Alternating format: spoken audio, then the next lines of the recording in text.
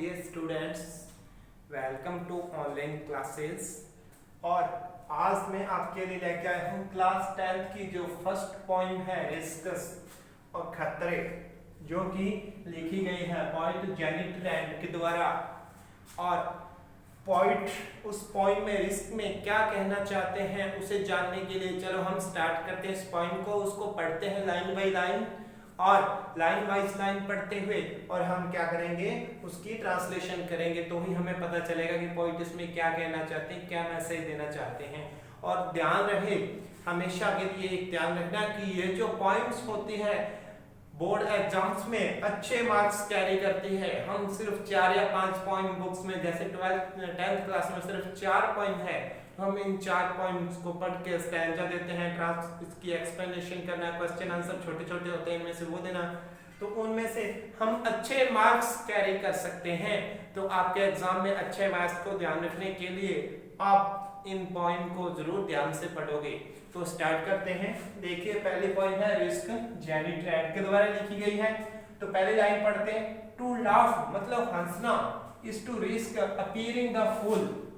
देखिए हंसना क्या एक छोटी सी बात है, अच्छी बात भी है। लोग कहते हैं ना हंसना अच्छा होता है कि आदमी को सीरियस नहीं रहना चाहिए, हंसते हुए खुश रहना चाहिए, लेकिन हंसने में भी एक खतरा बता दिया पोएट जेनिट रैंड ने। क्या खतरा बताया है कि वो हमारे लिए खतरा होता है। क्या खतरा होता है कि यदि हम हंसते जाएं, मतलब क्या है कि बिना बात के हंसना भी नहीं चाहिए।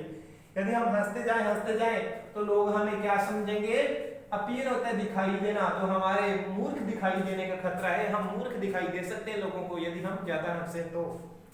टू वीप मतलब रोना, is to risk appearing sentimental.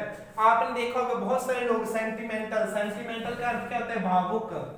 बहुत सारे लोग भावुक होते हैं, खास तौर पे औरतें, और कई लोग होते हैं मतलब जो इतने भावुक होते हैं, छोटी सी कोई बात देखें और रोना शुरू कर देते हैं। बहुत बार देखा गया है टीवी में सीरियल्स होते हैं, मूवीज होते हैं, औरतें उसको देखते हुए रोने लग जाती है। क्यों रोने लग जाती है? क्योंकि उनका हार्ट इतना स्ट्रांग नहीं होता, और इस कारण कहते हैं वो सेंटिमेंटल होती है। सेंटिमेंटल मतलब भावुक होना, जो छोटी सी बात पर सीरियस हो जाना और उसको अपने दिल पे ले जाना। और वो ये कि यदि हम रोने लग जाएं छोटी छोटी बात पर तो हमें खतरा होता है क्या, कि लोग हमें सेंटिमेंटल मतलब भावुक समझेंगे। और अब देखिए to reach out for another मतलब दूसरे तक पहुंचना, दूसरे की हेल्प करना। जैसे कोई भी आदमी कोई काम कर रहा है, मैं उसकी हेल्प करने उसके तक पहुंचूंगा तो उसको उसमें मेरे को भी खतरा है। क्या खतरा है? इज टू रिस्क इन्वॉल्वमेंट का तो शामिल होना, कि दूसरे लोग क्या सोचेंगे कि इस काम में इस बंदे का कोई ना कोई स्वार्थ छिपा हुआ है, इसका भी कोई ना कोई फायदा है, इसीलिए ये आदमी हेल्प करने जा रहा है। तो वही काम होता है कि यदि हम दूसरे तक हम पहुंचे तो उसमें भी खतरा होता है इन्वॉल्वमेंट का। तो चलो नेक्स्ट जो दूसरा स्टाइल है इसका वो देखते हैं। टू एक्सपोज क्या होता है? शो करना, दिखाना, शो करना।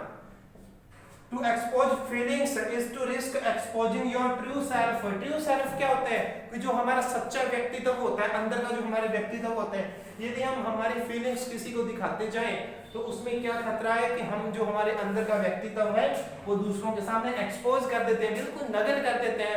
एक्सपोज का तो दिखाना या नग्न करना, कि हमारा जो व्यक्तित्व हम दूसरों को दिखा देते हैं कि हम क्या चीज है।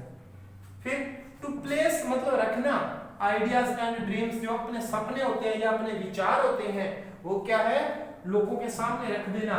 उसमें भी एक रिस्क है। क्या रिस्क है? कि लोग क्या हमें नैव होता है अनुभवहीन।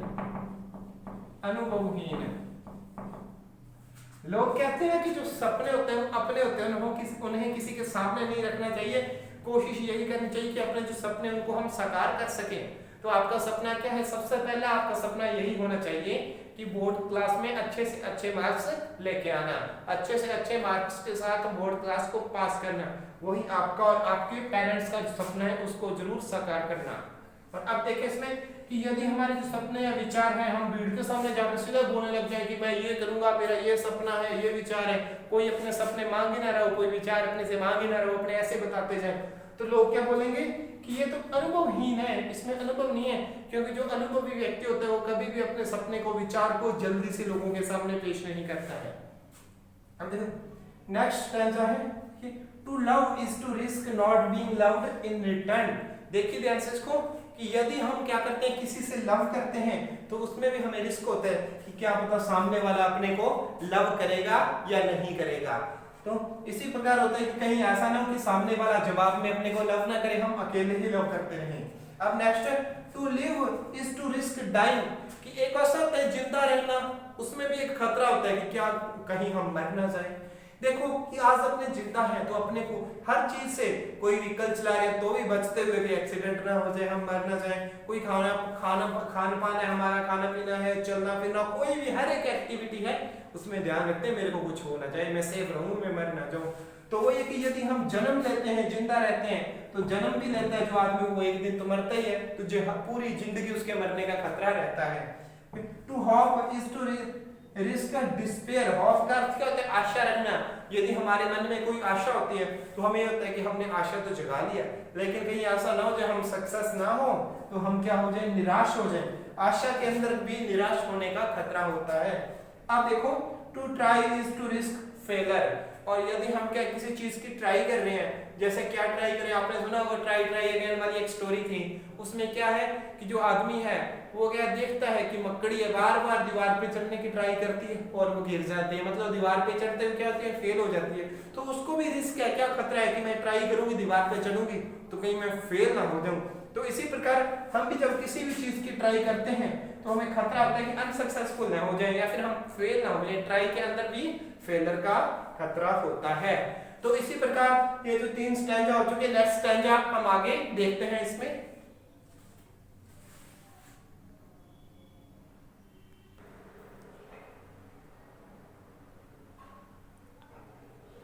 तो स्टूडेंट्स हम इस पॉइंट के लास्ट जो 4 छोटे छोटे बच्चों के स्टैंजास हैं उनकी बात करते हैं। तो इस स्टैंजा में, चौथे स्टैंजा में पॉइंट क्या कहते हैं, देखिए, but risk must be taken, कि जो रिस्क है, चाहे हर चीज में खतरा ही खतरा है, लेकिन फिर भी खतरा हमें मस्ट का अवश्य, खतरा हमें अवश्य ही लेना चाहिए। क्यों? बिकॉज द ग्रेटेस्ट का सबसे बड़ा, greatest hazard in life, hazard क्या होता है, खतरा। जिंदगी के अंदर सबसे बड़ा खतरा क्या होता है, टू रिस्क नथिंग। यदि हम जिंदगी में कोई भी रिस्क ना लें तो वही जिंदगी का हमारा सबसे बड़ा खतरा होता है, क्योंकि जिंदगी में खतरे लेना जरूरी है। क्यों लेना जरूरी है, देखिए अब इसमें रीजन बताया है कि खतरे उठाना जिंदगी में क्यों जरूरी है, क्यों रिस्क उठाने चाहिए, उसके देखो क्या कारण है। क्योंकि the person who risk nothing, क्योंकि वह आदमी जो कोई भी खतरा नहीं उठाता, हमेशा सेफ रहना चाहता है कि मैं कोई खतरा ना उठाऊं। डज नथिंग, वो कुछ भी नहीं कर पाता। हैज नथिंग, उसके पास नहीं होता कुछ भी, बस अकेला रह जाता है वो। इज नथिंग, वो आदमी इस समय पर भी कुछ नहीं है। एंड बिकम्स नथिंग, और वो व्यक्ति कुछ भी नहीं बनता है। अब देखिए कैसे होगा कि यदि मैं सोचूं कि मैं घर से बाहर ही नहीं निकलूंगा तो क्या है, मेरे लिए क्या है, बाहर निकला तो मैं किसी की चपेट में आ जाऊंगा, व्हीकल की चपेट में, कहीं भी बीमार हो सकता हूँ, कुछ भी एक्सीडेंट हो सकता है तो मैं मर सकता हूँ। तो यदि मैं यही सोच रहा हूँ कि मैं बाहर ना जाऊँ, मैं मर जाऊंगा, तो क्या मैं घर से बाहर ना जाऊंगा तो कुछ कर पाऊंगा? नहीं। क्या मेरे पास कुछ होएगा? कुछ नहीं होएगा। मैं भी कुछ नहीं होगा, मेरा कोई व्यक्तित्व नहीं होएगा। लोग क्या बोलेंगे कि ये तो बाहर भी नहीं निकल सकता, क्या व्यक्ति है ये, तो वो मेरी पर्सनैलिटी खराब हो जाएगी उसमें पूरी। बिकम्स नथिंग, और मैं कुछ बन भी नहीं पाऊंगा, कुएं का मेंढक बन पाऊंगा और कुछ नहीं बन पाऊंगा जो कुएं के अंदर अंदर घूमेगा। अब देखिए नेक्स्ट है, और फिर क्या है, जो आदमी रिस्क नहीं लेते उनकी बात की जा रही है। दे में अवॉइड सफरिंग्स, सफरिंग क्या होती है, परेशानियां, पीड़ाएं। यदि हम और रिस्क ना लें तो सफरिंग्स एंड सोरो, कि जो हमारे सोरो होते हैं, दुख होते हैं, कष्ट होते हैं, जो पीड़ाएं होती है, सफरिंग्स होते हैं, और हम उनसे अवॉइड होते हैं, बचना, हम उनसे बच सकते हैं, दुखों से दूर रह सकते हैं कि दुख ना मेरी जिंदगी में कोई आएंगे। बट दे कांट लर्न, मतलब फिर हम कुछ भी नहीं सीख सकते। यदि हम घर के अंदर ही रहें, कहीं ना निकलें, कुछ काम ही ना करें, मैं कुछ नया काम करूंगा तो ही कुछ सीखने को मिलेगा। जैसे आप आज स्टूडेंट हो, आपको पढ़ना आता है, पहले दिन आपने रिस्क लिया, बुक उठाई, रिस्क लिया कि अक्षरों को जोड़ के पढ़ के देखें तो ही पढ़ना सीखे। मैं टीचर हूँ, मैं पढ़ा रहा हूँ, तो पहले दिन मैंने चौक उठाया, बोर्ड पे आया, पढ़ाने लगा, कुछ रिस्क लिया पढ़ाने का, तो ही पढ़ाना सीखा।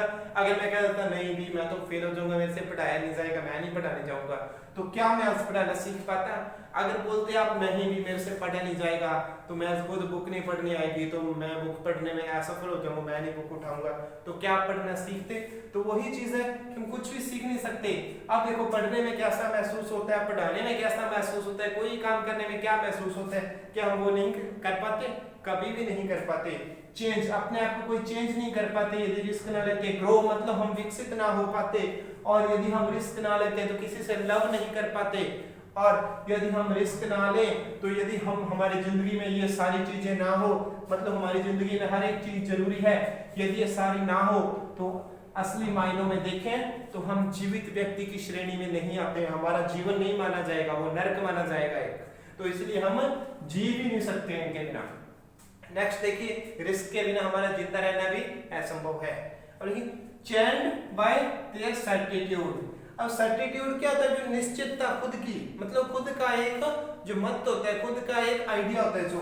और अब देखो चेंड मतलब उसके अंदर बंधा हुआ, लोगों का खुद का एक आइडिया होता है कि नहीं बस मैं तो इतने कुछ करूंगा, इससे आगे मैं कुछ नहीं करूंगा, उसके अंदर बंधे हुए होते हैं खुद की सोच के अंदर ही वो लोग। और वो स्लेव क्या होते हैं? गुलाम। स्लेव होते हैं गुलाम, कि वो क्या है? दुनिया के छोड़ो, खुद के गुलाम बन के रह जाते हैं वो एक जिंदगी एंजॉय नहीं कर पाते, जिंदगी के गुलाम हो जाते हैं वो। They have forfeited their freedom. Forfeit का अर्थ होता है त्याग देना, सॉरी, इसका अर्थ होता है छोड़ देना या त्याग देना।